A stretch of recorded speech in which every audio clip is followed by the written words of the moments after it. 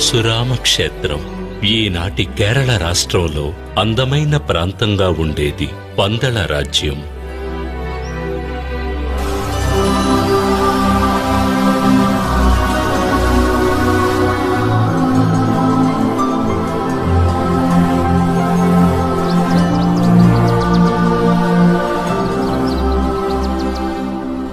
అడవులతో నిండిన భూమి.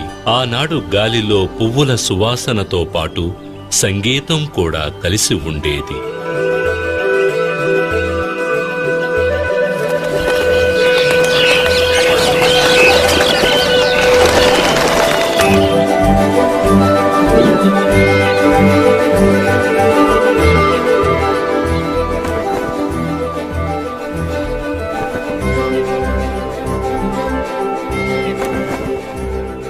సూర్యుడు పందల రాజ్యం పైన సున్నితమైన వేడి కిరణాలను మాత్రమే ప్రసరించేవాడు.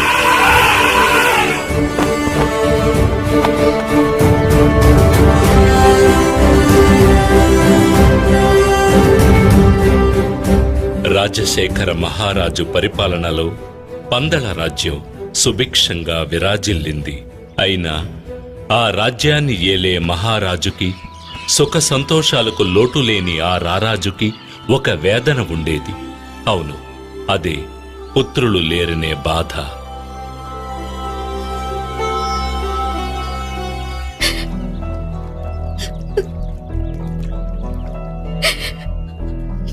అది తలుచుకుని రోజూ కన్నీరు మున్నీరుగా విలపించే మహారాణి కోప్పెరుందేవిని ఎలా ఓదార్చాలో రాజశేఖర మహారాజుకి అర్థం కాలేదు.